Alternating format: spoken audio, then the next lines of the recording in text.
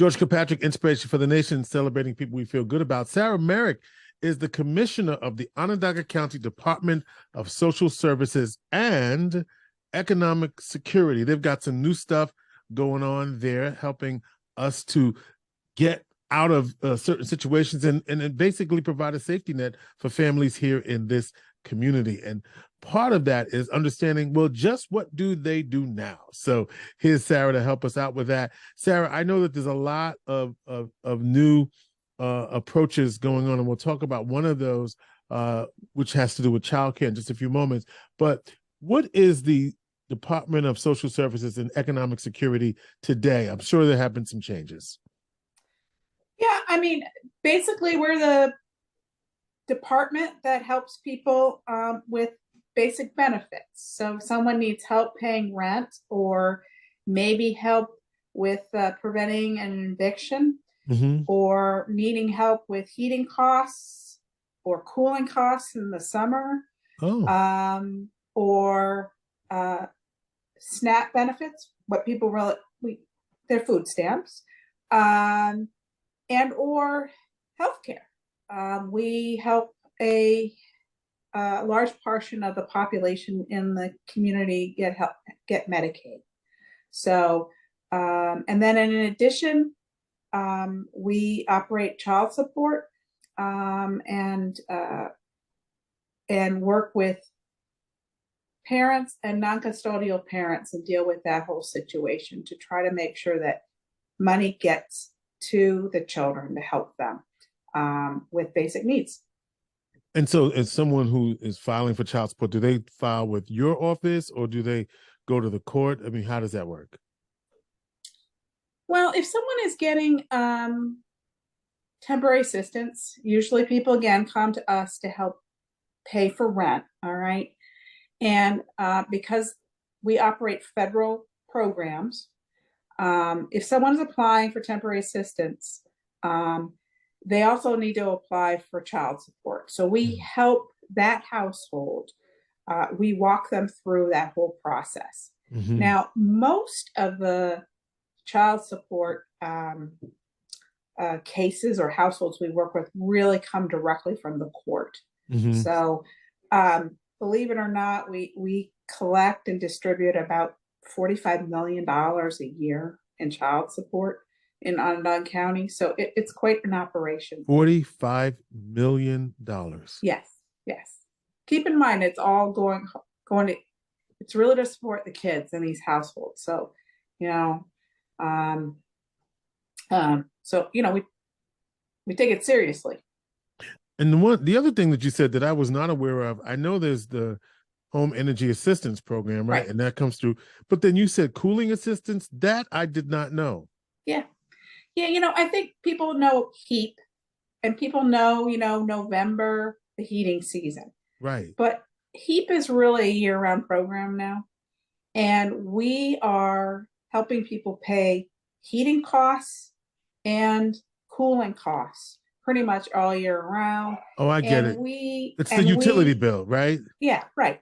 And we do a lot of repairs. We try to help people repair their furnaces. We try to help people with, maybe purchasing an air conditioner in the summer. So, if people really are having an issue, either in the winter or the summer with utility bills, they should contact us. And that goes along with other ways that you support families. So all of this is how the DSS Economic Security supports families. Yeah, I mean it's money. We're kind of the financial side of it, and so whatever we can do to help them with rental costs, food costs, heating, and medical, we're there. And there are, I guess, people. And so how do you take the stigma away, right? Because some people, I don't want to go and ask for help, but people need help. I don't know. Having me on the show, thank you, George, helps. Yes. The benefits are there for people who need them and qualify. Right. I know in a minute we're going to be talking about childcare assistance. Now it's available to families up to 300% of the family poverty level.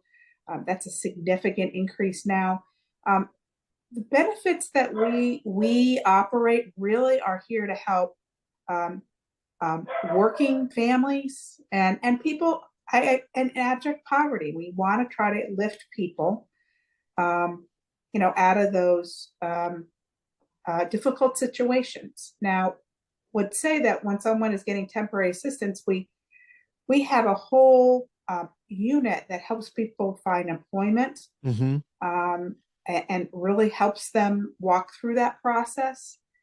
And if they have a short-term or a long-term disability, the short-term, we try to get them the services they need, treatment to kind of overcome that disability, or we work with them to help them get Social Security income, which is much more stable, much higher benefit, and so that they can really afford quality apartment or quality housing. So we try to be as full service as we can. And really, I've been commissioner almost 10 years, and it's about engaging the public and trying to figure out what do you need and how can we help you. Yeah, you reminded me when you said you've been commissioner for 10 years, engaging the public. I know one of the deputy commissioners who's out here in the community, Monica Brown. Absolutely. And the work that she's doing, connecting and getting the word out about some of these issues. Yeah. I have great people who work for me, and they are definitely helping to educate the public and hopefully build trust. Right. And that's key. People have to feel like we're trustworthy and that they can come in and be treated with respect and dignity. So all I can say is, if you think you need help, contact us and we'll see what we can do. And what are you finding are barriers for families? I think we're coming out of COVID. I think this is going to be a little bit of a difficult time.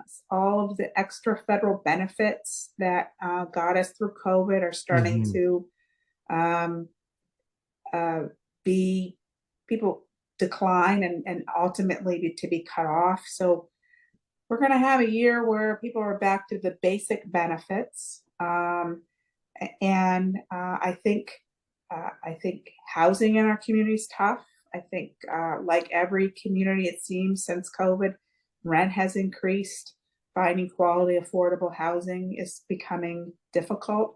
So, I think we really have to focus on housing. We have to focus on food security, and hopefully we have a good job market. We want to get people back in jobs or in better jobs and helping them improve their wages. And that gets back to really, take advantage of child care assistance now. It is, we're at a point we've never been before. With federal support and state changes, we're now helping people at 300% or below the federal poverty level. And the family portion that they have to pay now is only 1%. I want to give you a concrete example so your audience can really understand this sea change that has happened. Right. So a family of 4 can earn up to $83,250 a year and still be eligible for child care assistance. Okay. Really? Okay. Yes. Now, before they had to pay 35% parent share. So when we did all the calculations, out of pocket, they were paying about $18,600 a year out of pocket for more than 1 or more children in child care. Now, that's really not a deal. That's very expensive. But now that same family is going to pay $555 per year for 1 or more children. Up to $82,000 in income for that family of 4? Yes. And instead of paying $18,000, they're going to now pay 500 and change. Yes. Wow. For one or more children.